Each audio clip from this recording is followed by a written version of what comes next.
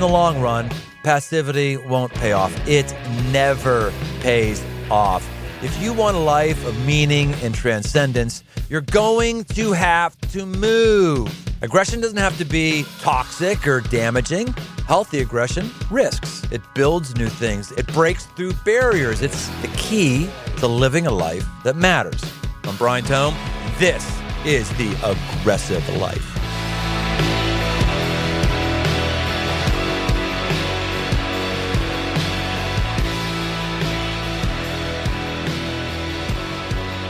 Welcome to The Aggressive Life. I'm Brian Tome, and we're going to talk about something today that you're going to have to put your little aggressive cap on if you're going to hang in here, because we're going to talk about something you probably don't want to talk about.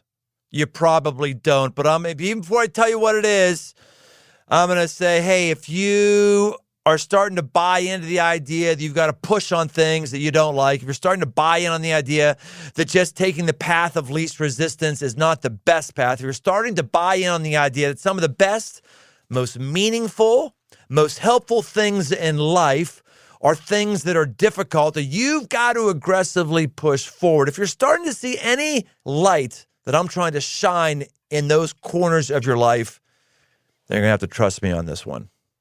We're going to talk about race today. Not racing. Especially, I lose foot races to everybody. Everybody. Especially, insert stereotypical bad comment there. Yeah, whenever we talk about race, someone gets hurt, someone's upset. This is a conversation that is fraught with difficulty. This is a topic that our country is historically sucky at. And we're going to talk about it today. Welcome to The Aggressive Life. We're going to talk about something. I'm going to have somebody in the studio, a good friend of mine, Chuck Mingo. He serves with me on staff at my day job. He's got a different skin tone than I do, and we've walked a lot of roads together, and we're going to walk a lot more roads together in the future. And we want you to walk with us here for the next portion of time. The not-so-distant past, Cincinnati, Ohio, was a key spot on the Underground Railroad.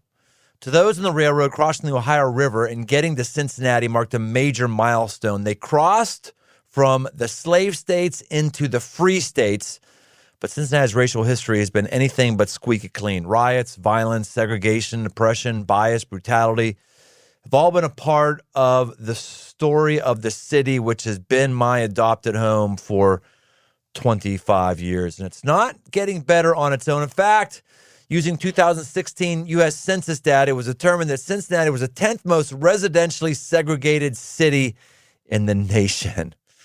Something is not good in Cincinnati, and something is not good in our country as well. Don't do it, friends. Don't do it right now. I can hear some of you.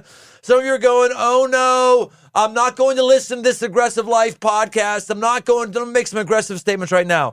You're white. Since I'm white, I'll just say it. You're whitey. You're whitey, and you're going, oh, not another, not. Or you're black. You're black. You're going, oh, the last thing I need to hear is another white guy comment on race because he doesn't know myself. Yeah, blah, blah, blah, blah, blah, blah, blah, blah, blah. Stop it, weenie boys and weenie girls. Other people can tell you something about race that you don't know or that you might disagree with but need to hear anyway. And that's what's going to happen to do. We're going to aggressively talk about race. Me and my friend and colleague, Chuck Mingo. He's not taking those statistics sitting down. He's got a conviction that diversity is a strength and empathy can go a long way. Chuck Crow created Undivided, a 6-week journey that helps people get to racial reconciliation. It was actually on the front page of the USA Today. It's a message that's sorely needed. Most recently, the Pew Center found that 58% of all adults, including 71% of African Americans, believe that race relationships are generally bad. We're passively waiting for things to get better, and they're not getting better except for this man, Chuck Mingo, M-I-N-G-O, and Mingo is his name-o. Welcome to The Aggressive Life. Man, I am excited to be here. What a great context setting and table setting for our conversation today, Brian. So happy to be here. What makes you qualified to talk about race other than you're black? Yeah, although I would say being black in America definitely makes you qualified to talk about race Yes, it to does. some degree. But And we might also say, for those of us who don't know, Chuck and I actually have a day job together. We work at this thing called Crossroads Church together. So we got a lot of familiarity with one another. And we're going to say some things that we say to each other all the time because we're trusted friends. And some of you for sure are going to go, wait a minute, you can't say that. Oh, I just did. Yes. And we're going to keep saying those things. No, but you make a good point. I mean, I always tell people I'm not qualified because I've got a PhD in diversity or inclusion. That's not what qualifies me to be in this conversation. I feel called to be in this space. And I think part of the qualification is, quite frankly, the community that we get to co-pastor at Crossroads, where over the life of Crossroads, God just brought a bunch of different people from different walks of life to be one community. And as we live that out in a very real way, not a perfect way, there's a lot that we draw on from our own experience that we give into this conversation. So let's paint the picture of that there is a problem. You go first. Why do you think there's a problem with race in our country? Yeah. Well, honestly, I think the problem with race in the United States predates the founding documents of the country. And so when you think about the United States of America and how we got to where we are, I mean, let's just recognize truth and data. Data is there were people here before the aggressive settling of our country happened. And for a bunch of reasons, including their inability to withstand the illnesses that were brought over by European settlers, but also very intentional strategies that removed them from land and robbed them of their livelihood. The Native American, quite frankly, you can call it a Holocaust in our country, is part of what this country is built on. And so you build onto that, this idea that, quite frankly, race wasn't a thing until it was made a thing, and this was true for most countries in the world. Poor people got together and worked together regardless of race. That was true for time and infinitum. And it was true in America until it was understood that if there was something we could do that would in some ways divide the ranks of the poor in America, it would enable those at the time, there were the landowners, people who had more authority, to actually empower them to build their pockets and kind of create financial wealth. What they did was they introduced this idea of race, and particularly in America, it was a unique brand of that idea where you had Africans who had come to the country, many of whom were indentured servants, but many of whom were free people. But at a certain point, it was identified that this African race of people is subpar, subhuman, and therefore worthy of nothing other than being enslaved. And when that happened, there was a divide between poor whites, people who wouldn't have even identified as white, but would have identified as I'm poor from Ireland, I'm poor from, whatever European country I came from. And that dynamic really created what has become the race issue in our country, this idea that based on the color of your skin, there is a subpar humanity that's written in, unfortunately, to many of our founding documents, and that's what we're dealing with in our country. You're losing me here. Okay, yep. I understand someone's white, someone's black. I understand that. I understand Native Americans are here, and we come in and wipe them out, take their land. I understand that. Now you're talking. I understand there's poverty. I understand there's have and have-nots. I understand that. I understand there's also things that are in our country that make it easier to have wealth, and things in our country that makes it harder to live because you're poor. I understand, but you're talking about something I honestly have not heard before. Help me understand what you're saying. What are you saying, guys? Yeah, so what I'm saying is racism, as we think about it today, was an invention. It was a society invention that enabled and empowered people who were in power, who tended to were European, certainly, and therefore white, as we define races today. But in America, that was used to give an excuse for why we could kidnap and basically enslave whole groups of people simply based on that one differentiator, the color of their skin. And that's what really established what is the sad legacy of racism and slavery in our country today. Oh, okay, got it. But you're not saying that that's a uniquely American thing. I mean, people all over the world try to make themselves feel better than somebody else because of their skin or shape of nose or whatever. Okay, totally. But there is a distinctiveness to the American racial story, which was color was the thing that was used to divide. It may not be only in America now, but that is fascinating. So we were the first ones. We were certainly one of the first countries to do that. Okay. Yeah. So do you think we're getting better or you think we're getting worse right now? Yes. That's honestly how I feel. I mean, I think, it depends on how you look at it. You certainly, if I look at the reality of our country, I think, sadly, because of a lot of things, there's a lot more division. I think it's just easier to live in your echo chamber, whatever your echo chamber is. And by that, I mean, it's easier to live a life where you just surround yourself with people who think the way you think and media outlets that support what you think. And that's just true for all Americans. Doesn't matter what your race is, doesn't matter what your class is. So I think in so many ways, yeah, there's a challenge.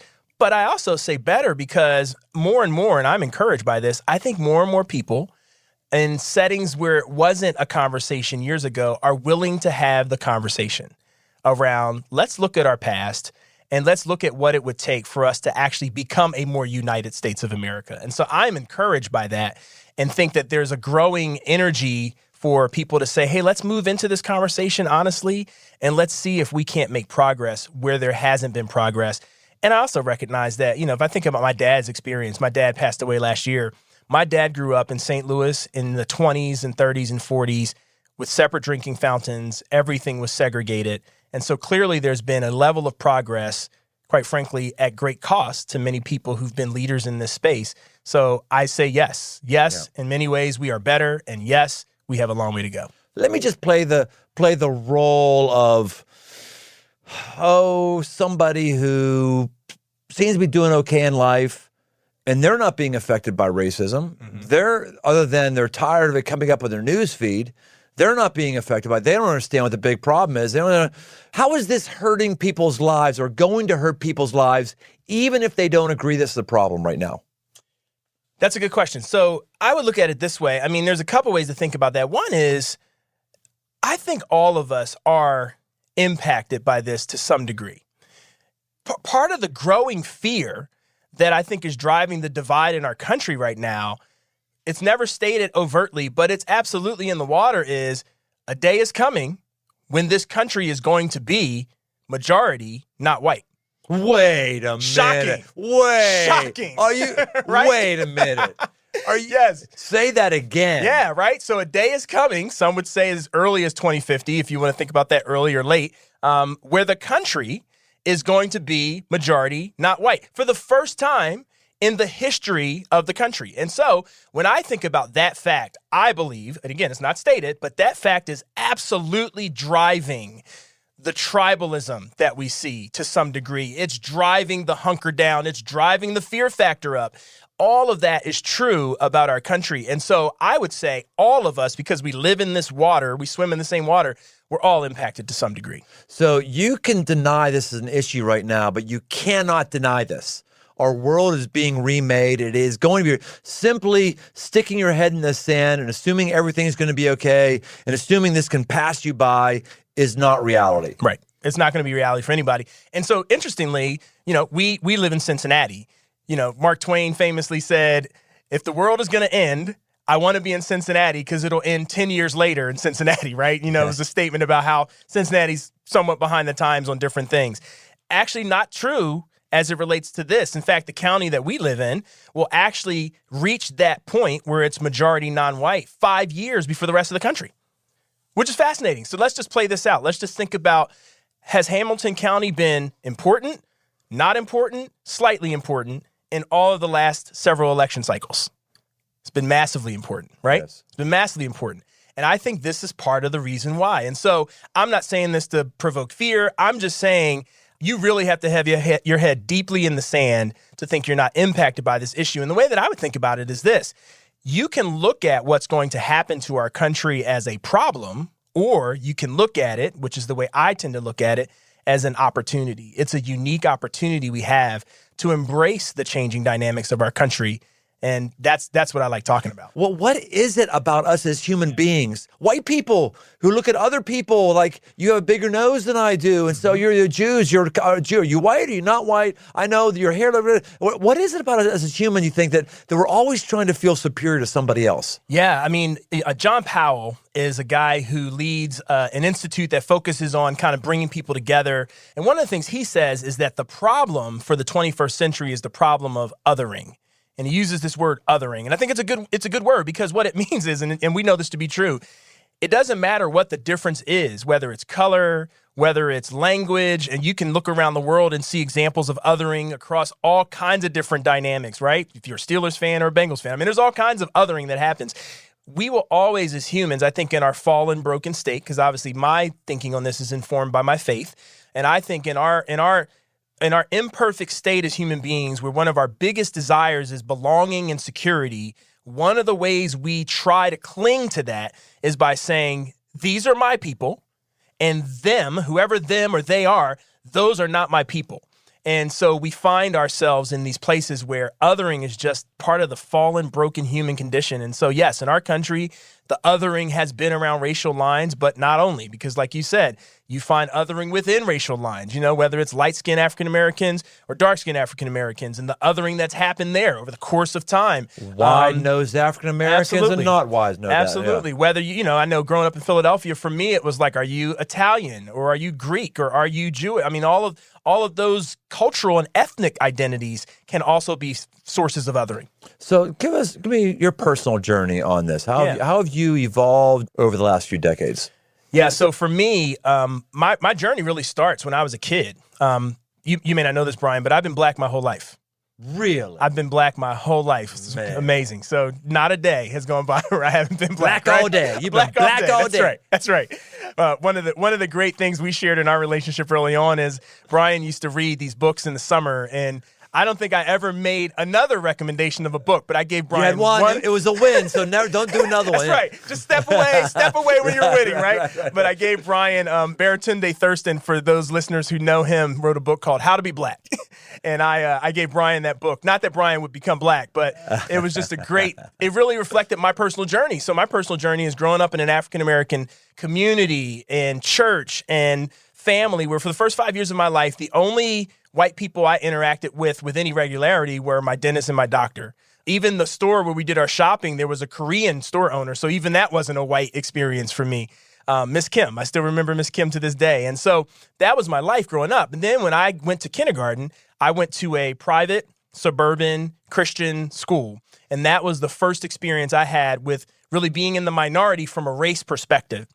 And it was incredibly eye-opening for me. And I tell stories of pain from that time of, being called the N-word for the first time and what that was like for me. And that experience deeply impacted me because when I was called that, my natural response, I say natural, it was probably a trained response, was I actually wound up hitting the kid who called me that and getting into trouble for that. And I had to work through what was the power in that word for me. How old were you when that happened? I was probably third grade, fourth grade. So, still a kid. I mean, probably third under grade, 12. First person did the N-word. And your first response was to punch him. First response was to punch him.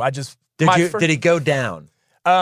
He didn't go down. I wasn't as strong and powerful as I am now. So did he stop when you did that? He did. Oh, he stopped. He stopped. But yeah, so we had that experience. But I also remember going to my friend Andrew's house, Andrew McGrath. If you're listening, Andrew, I still remember this story. It was my first time being in a suburban home, and his mom made lunch for us. And it was the first time that I had white bread with all the brown edges cut off. I don't think she meant anything racist by that. That was just like what she did. And the sandwich was fluffernutter. Do you know what fluffernutter is? No, I don't know. So fluff is like basically marshmallows that you can spread on a sandwich with peanut butter. It was like heaven came to earth. It was incredible. And I remember leaving the play date with Andrew, telling my mom about this fluffernutter. And I'll just say that black people weren't eating fluffernutter. That was not a black thing. And so my mom goes to the grocery store and finds this fluff. And so my claim to fame is I think I'm the person that introduced fluff to the black community. So I don't know what company made that, but I think they owe me some royalties. So I think about this world I grew up in where I started to notice these differences.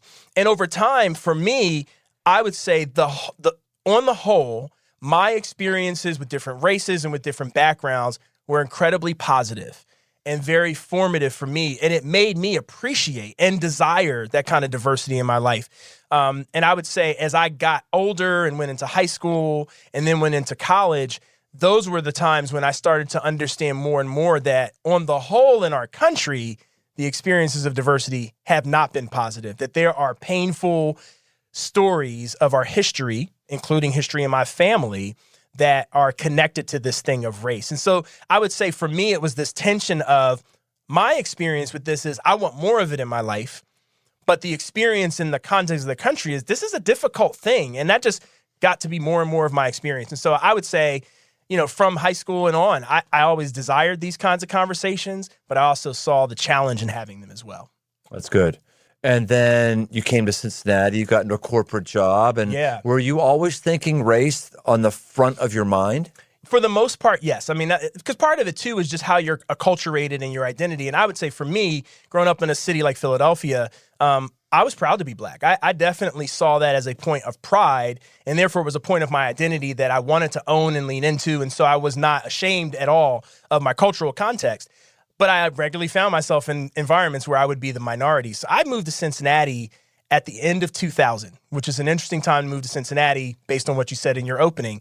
I remember very clearly several months into my move would have been April of 2001 when at that point it was the shooting that had happened with Timothy Thomas and Officer Stephen Roach in Cincinnati, officer-involved shooting, Cincinnati Police Department, among other violence that had happened to African Americans in the community, and this unrest happening. And I was actually newer to Crossroads, and I still remember that night at our old school where Crossroads used to meet. We had a prayer meeting. You might remember that. We had a prayer gathering. I don't remember that. Yeah, we had a prayer gathering. I don't even know how I found out about it. I mean, I was coming to the church, but it wasn't announced because the thing just kind of happened. So I don't know if somebody emailed me or whatever the deal was.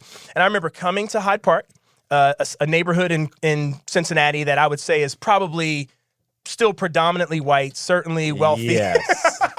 It's pretty predominantly white. It's pretty white. It is white. I mean, there might be a couple dark-skinned folks, but no, it is white. It's super white, right? And so that was our church. And I remember coming to this prayer gathering, and I remember driving home because there was a curfew that night. And, Interstate 71 is our, main highway, and you never would be on 71 at, 7:30 at night and it'd be clear and daylight, but it was because everybody was in their house for the curfew. And I remember getting calls from my family in Philadelphia that said, so, when you coming back to Philly? Because you're definitely not going to live in a city where they had race riots tonight, are you? And I just remember being in this place where, in some ways, for me, it was like, I didn't live through the 60s. I didn't live through that, but I felt like I was back in the 60s. But here it was, 2000. I'm a young professional working at a corporation, living in even more lily white Mason, Ohio, which was a suburb of Cincinnati. The Great White North. Right, when it really was. There was nothing up there but polo fields and P&G. So I just remember this whole conflicted feeling of what do I do? Do I run? Do I go back home? Like, is this a sign that this is not the place I'm supposed to be? Or is there something else afoot here? And so for me, that's been an early part of my journey. It really has, even with Crossroads. Yeah, I remember, though, you talking about not feeling even that a church should try to accommodate all the races. You actually had a conviction that wasn't possible or not necessary. That's not where you are now. Tell us about that journey. Yeah. So, man, there's so many iterations of this for me. To go back to our Crossroads story, Crossroads got a permanent building, and, we've talked about this. We moved on the other side of the tracks, and I think all of us started to recognize there's real truth in moving to the other side of the tracks. Yeah, that's one of those things that we've heard and believed, like, I went to the other side of train tracks. There's a lot of things that are truth that you don't think about, like down to brass tacks. What's that mean, down to brass tacks? It means that when the factory burns down, all that's left is the brass tacks. It comes from a reality, right? Mm-hmm. On the other side of the train tracks used to, in some ways they still do, but definitely when they were built, they divide neighborhoods. There's one class of person lives on one side of the tracks, the other class of person lives on the other side of the tracks. And I didn't know this until we moved to church on the other side. It was just literally for me just on the other side of train tracks, but it literally was economically and socially on the other side of the train tracks, and all of a sudden it opened up a whole new world of colors and backgrounds that start coming to the church. Totally did. And at that point, I was of the opinion, if this is who God is bringing to your church needs to be responding to that aggressively. And this is funny thinking about the aggressive light. Brian Tome wasn't moving aggressively enough for me. There's probably nobody's ever told you that, and I'd say you representing the church, not necessarily you specifically at that point, because I wasn't on staff at that point. We didn't have we had some level of relationship, but not like we have now. So, but I know for me, that was a struggle. And I went on a journey, and there's a couple books that really informed this journey for me. One called Divided by Faith, another called United by Faith. And specifically United by Faith gave language to something that I needed at the time, which was there are levels at which a church can pursue intentionally, call it racial integration. And there's not you can't say there's a hard and fast biblical mandate that's like, thou shalt do it this way. What I would add to that is, I think if that's who's coming into your context, you need to notice that. And if you're about pursuing people, then you should be about pursuing the people that God's bringing to you, or at least the people in your proximity. And so for me, that gave me a sense of, all right, you know what? It doesn't mean Crossroads needs to do like gospel week every other weekend because now we have more African Americans coming to our church. And that was a really important step for me, because in that, where I landed was, but for whatever the plan is for Crossroads, I want to be a part of it. I want to be a part of it. I want to be a part of this community. I want to represent that this is a community that can bring people in. This is the difficulty of this topic is I never feel like we win. It's constant compromise, constant somebody isn't happy. There's, for sure, I know I'm not sanctioning and doing things you would like me to do. For sure, because we're friends, you understand that. For sure, there's initiatives you've wanted it done that I've said no to. Mm-hmm. For sure, there are African Americans at Crossroads who wish the church was more X, Y, Z. And for sure, there's whites at Crossroads. They're going, why are we here? Why does the wish we were more X, Y, Z? It is. Man, it's just one compromise after another, and so oftentimes no one's happy about anything that's being decided. But that's kind of what comes with race relations, isn't it? There's no silver bullet here. No silver bullet at all. And in fact, the call is to the tension. Like that's the deal. The call is to the tension. And I mean, again, from a biblical perspective, I mean, we see that I just love how honest the Bible is. Like, if you really were trying to tell a perfect story, there's a couple passages in the Bible you would just take out. One of them is like, the people literally have like tongues of fire from God's Spirit falling down on them in the book of Acts. Like, these people are clearly touched by God. And it's what? I don't know, 4 chapters later, it's like the Grecian Jews and the Hebraic Jews can't get along. And that was an ethnic tension. And, the early leaders of the church are like, all right, we got an ethnic tension on our hands. How do we deal with this?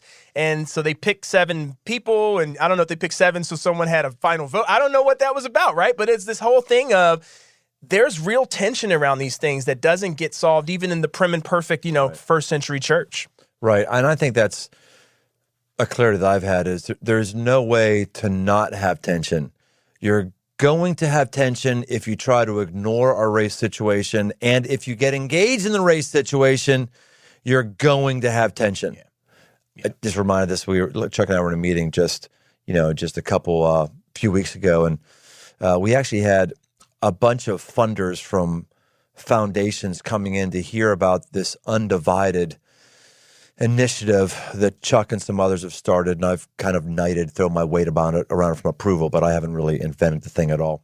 But it's something it's something that's actually getting white people and black people and brown people and yellow people in a room together for 6 or 7 weeks to hear each other's stories and talk. It's something that's really first and only in class. And so now we're trying to get this to go across the country as a way to help some of our problems in our country. So it was basically a fundraising thing, and we had just a who's who in foundations, because foundations realize this is a problem. There's just not many things to fund. And I got up and I did 5 to 10 minutes, and boy, I didn't say a couple things right, and some people in that room were not happy. Yes. It was, and it just reminded me, there's always going to be tension around this. There's always tension, and I'm glad you said what you said too around like there's even the tension around in Cincinnati. The dynamics tend to be black-white. But that's not the only people who experience the pain of this. Right. Or need to be in the conversation. So we've even had the tension within the thing that we've created. I've had the tension of like, all right, listen, Yes, black and white is a foundation on this, but we have got to have conversations around the Hispanic experience in the United States and the Asian experience in the United States. And we've had to go there with Undivided and understand, like, if this thing is going to be what God wants it to be, I think we've got to broaden this conversation and topic. People have to find themselves So why at the is table. that? So why is that? Let's talk shop here for a moment. Yeah. You and I both agree that maybe the dominant conversation around race in our country is the Hispanic conversation, because our president is driving a lot of that with immigration policies and stuff like that. Whether those are right, wrong, or otherwise, we'll debate that on another thing. But that's really the thing. But yet, African Americans have not wanted to introduce the Hispanic conversation into Undivided. Why is that? Yeah, I will say, I think because there's competing realities in this. And I'll start with the one that you just said. I mean, again, if you think about the growth, the 2050 number, all of that, to be clear, that number is primarily being driven by the Hispanic community in our country. I think that's true almost everywhere. I think that's true. Somebody will fact check me on that if I'm wrong, but I think that's true almost everywhere. I know it's true here in terms of growth, right? Not necessarily whole numbers, but Hispanic people are enjoying the joy of sex, and people like you and I aren't. They are being fruitful and multiplying. They are doing exactly what Jesus called them to do. So, so I think that that's true to a degree. So you need to have that conversation. You know, that's an important conversation. I mean, shoot, you know, the fact that we have a commonwealth called Puerto Rico and how the relationship between the United States and Puerto Rico plays out is a part of the U.S. story, right? That's a big part of our story. So we've got these other dynamics that we need to think about in the conversation. At the same time, here's what is true, and this is not my information. This is information from a really reputable organization, the Racial Equity Institute. What they would say is, regardless of how the race dynamics are happening in the United States, you can think about the black experience and the white experience as the bookends to the race conversation in America. And what they would say is this: no matter the group, there's not a group that has fared worse than African Americans. Doesn't mean that they haven't fared poorly.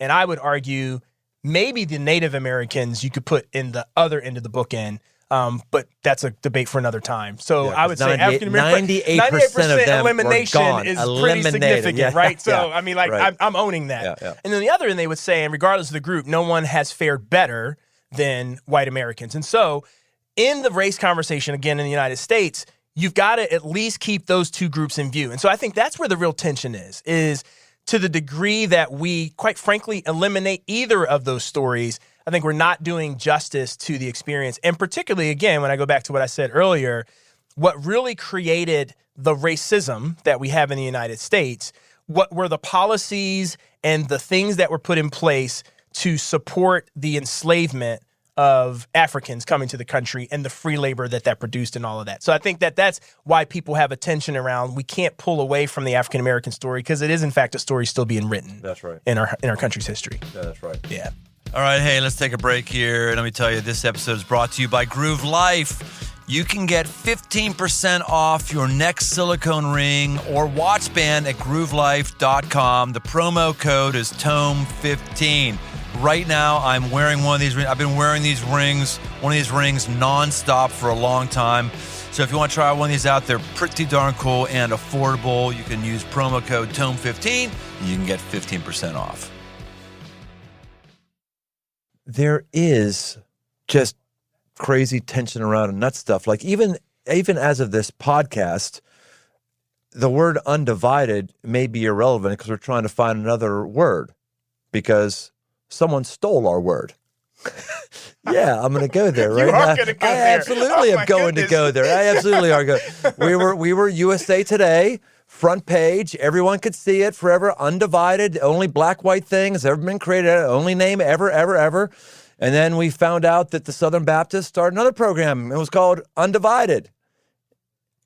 Yes. And like, oh, we didn't know there was one. Really? You didn't just like Google Undivided and see like, and that story, it's been very, very frustrating story, but that story also kind of speaks to the racial tension. Just brag on yourself, Chuck, because I'm still not agreeing with what you've done.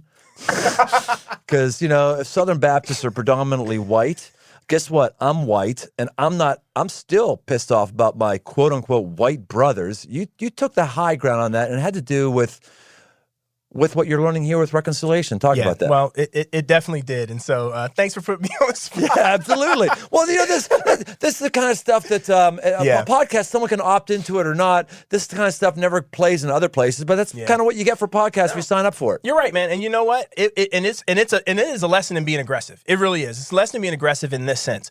When we found out that there was another initiative called Undivided that was a faith-based initiative. Called the Southern Baptist Convention that started after us. Yes. So we reached out. You had a connection, actually, that got us in contact with the people over there. And I remember, being on the phone with them and doing a Zoom chat and just saying, hey, this is going to sound really bad, but we need to have this conversation. I'm not sure that you came by your name honestly. And so we're just trying to understand that. And so maybe we started in maybe too aggressive posture. But as we got through the conversation, one of the things that became super clear to me was, first of all, again, my faith informs how I think about these things.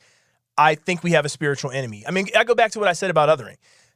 Who does it benefit to have humans be divided? It certainly doesn't benefit the plan of God, which from the beginning to the end is about bringing people together, adopting people into a family. But, if you're an enemy of God, then to divide and conquer God's people sounds like a good strategy. It's also a strategy that's been highly effective for thousands of years, right. to the point of bloodshed and all the other things that have come out of that. So for me, as we walk through this, and quite frankly, on the other side, as they walk through this, we both came to an agreement very clearly. That's like, look, whether we can establish prior knowledge or anything there's no data to support that. I'm taking them at their word. They're taking us at their word.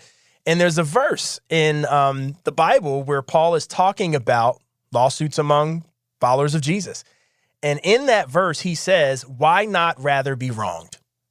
Now, you want to talk about something super controversial? Yes. As we talk about race, as we talk about any difference, as we talk about any place where you feel like you're not getting what's deserved or what's owed you. How about that one? How about the Bible challenging you to the aggressive stance of why not rather be wronged?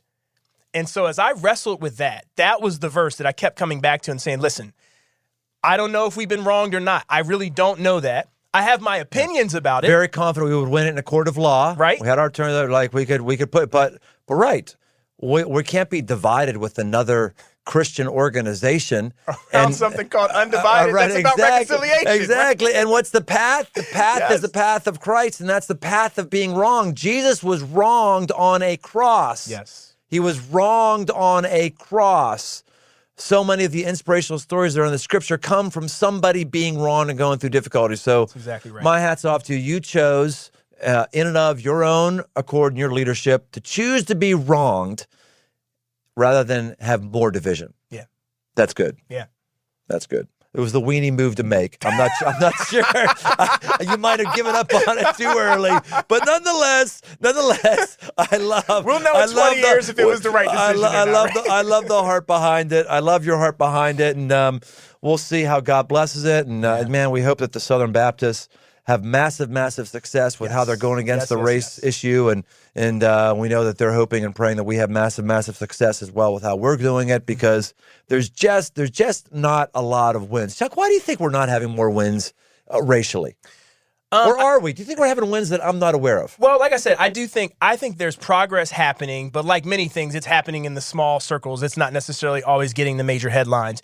And I would say this is a very difficult and uncomfortable place to be. And so part of it is, and it's why I love talking about this on your podcast, we need aggressive leaders who will step into this space courageously. You and I have not stepped into this space perfectly, but I would say on both sides, we've stepped into this space courageously. We both have the scars to prove that we've stepped into the conversation. And as I think about any progress that's been made on this, that's been true. If you look at any history, any wins, in any context, it's been someone willing to bravely step into the conversation, including Jesus, who in many ways was a person who stepped into the othering that happened in his day with a very different message. And so I think if I could say anything to the listeners, it's like we all have a sphere of influence where we can bravely step into this conversation.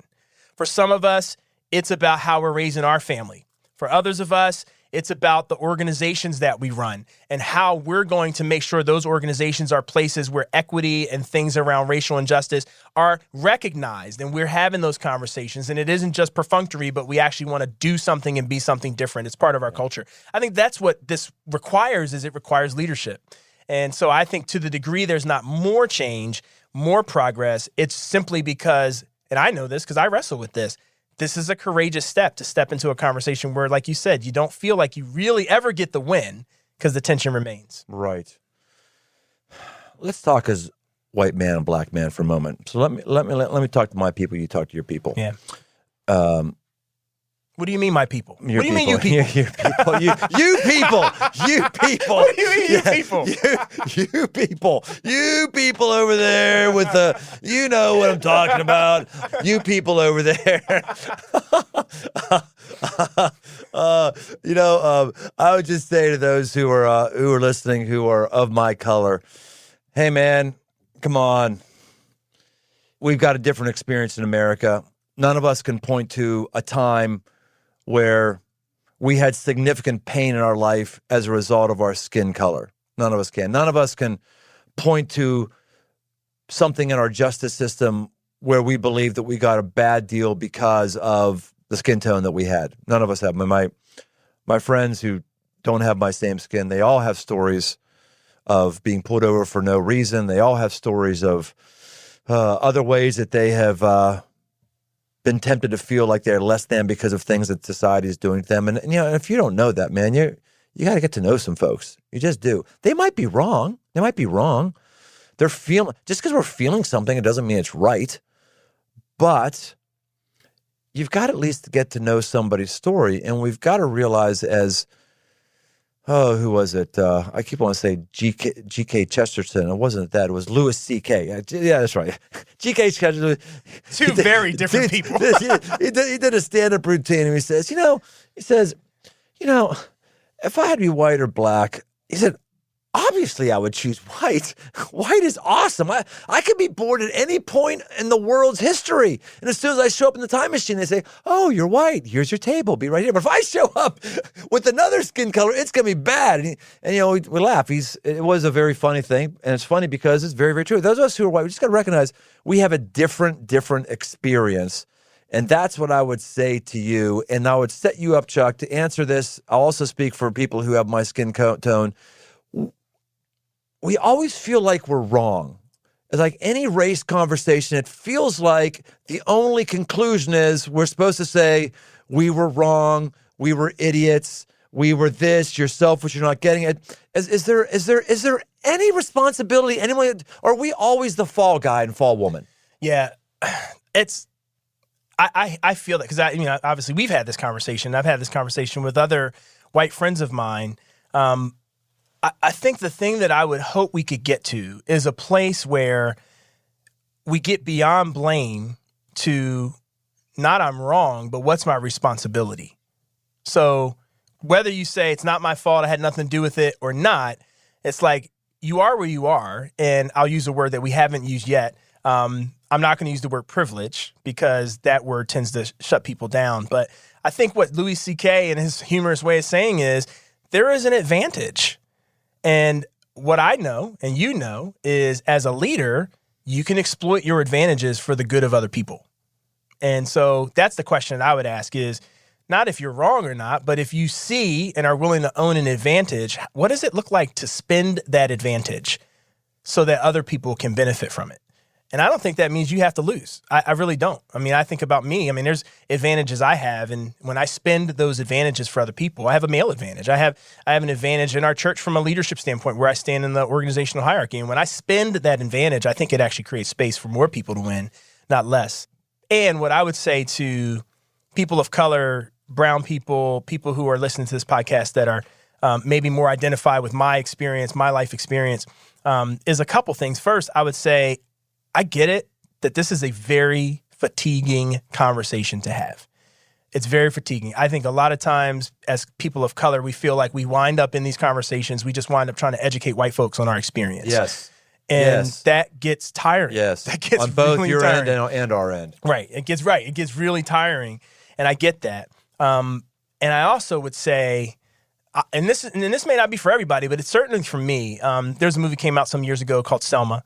And it was based on, the march in Selma and kind of the Martin Luther King aspect of that. And there's a scene in that movie that I just can't get out of my head. There's a woman in that movie that haunts me. And the woman that haunts me is this woman who was clearly, I don't know, in her 60s. She was older. Think your classic black church lady. She's dressed up. She's got her stockings. She's got her dress shoes. She's got her purse. She's got her hat.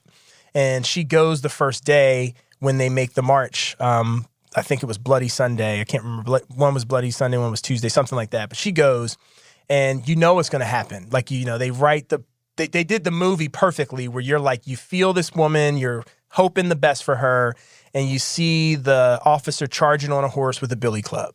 And then the next scene is they're back at the church, and you see this woman basically having her head wrapped because she got her head split open with a billy club. And so I just can't get that woman out of my mind, because as much as I get fatigued and as much as I get tired having this conversation, I have not yet drawn blood or had blood drawn on me for this conversation. But she did. And so did a lot of other people like her. And so for me, I have a responsibility, I feel, to build on the work that they did, because the work they did, in this case, in a lot of cases, was deeply rooted in what they believed about human dignity, and also what they believed about God's call for love and what it looks like to have a beloved community, as Martin Luther King talked about. So for me, I would say to folks that are of color, man, I think that there is an opportunity we have to stay in a very uncomfortable fight and be willing to get uncomfortable so that progress can be made, because it won't be made if we walk away from the table. I don't believe. All right, let's do lightning round. You ready, Chuck? I'm ready. You got to do these in real quick fashion. Okay. Like 2-3 sentences. Here we go. Okay. Hero you most look up to when it comes to racial reconciliation? Definitely Martin Luther King, because how faith informed his approach, but also how honestly great of a leader and a strategic he was in the work. I don't have any friends who don't look like me with a different skin color. How do I make some? You probably work with some. So I would say step out of your comfort zone and invite one of them out to coffee or dinner. Break your normal routines and find a way to invite someone different into your life. Something that is good news about race relations in our country. Part of the good news is I think Gen Y and our kids, I think they see this very differently. I'm very hopeful as I think about how they engage in this space. Must read book on this topic. Besides the Bible? Yes, besides the Bible. Besides the Bible, which is important to read for this. Besides the Bible, I would say, I think, and actually I'll make it even easier. Read Letter from a Birmingham Jail by Martin Luther King. It's not even a full book. Powerful. Most aggressive move you've made in the area of racial reconciliation? My most aggressive move for sure was being very honest about my anger and lamenting in public when once again an officer was acquitted after the killing of an unarmed black man. Most poignant moment you've experienced while in Undivided? Oh, man, it's the dinners. The 6th week when people are having dinners at homes. Let me just give context for this. First time we did Undivided, 1,200 people went through it. And one of the data points we had from before they started was 50% had never had a person of a different race over to their house for dinner.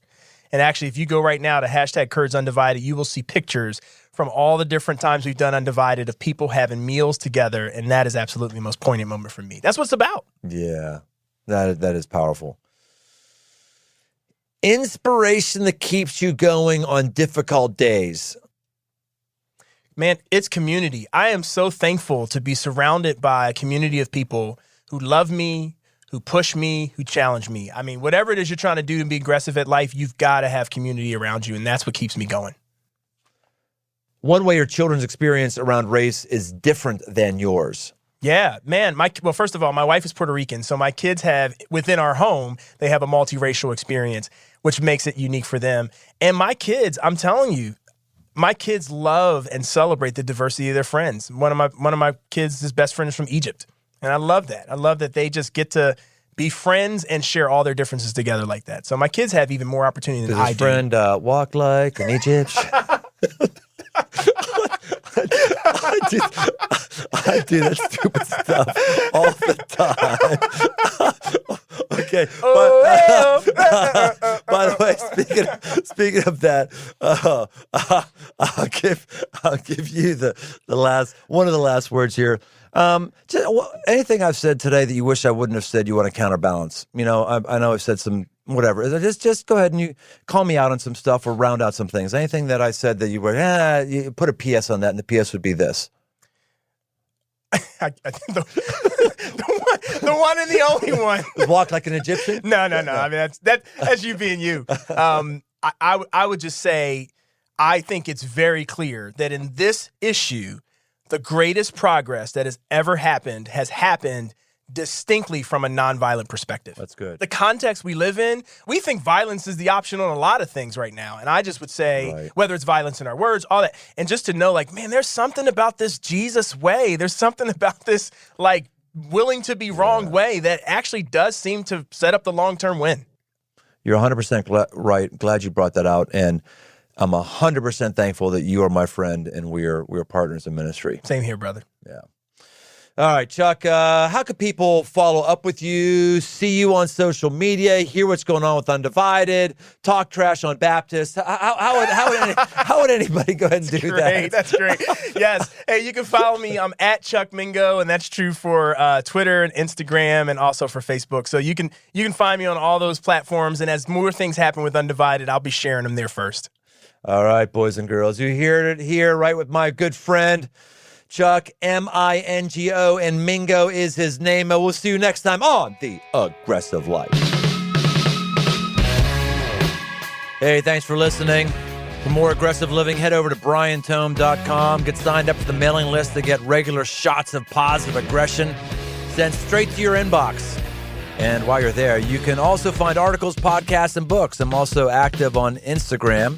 Search Brian Tome. Special thanks to the band judges for the music. The Aggressive Life with Brian Tome is a production of Crossroads Church, Cincinnati, Ohio.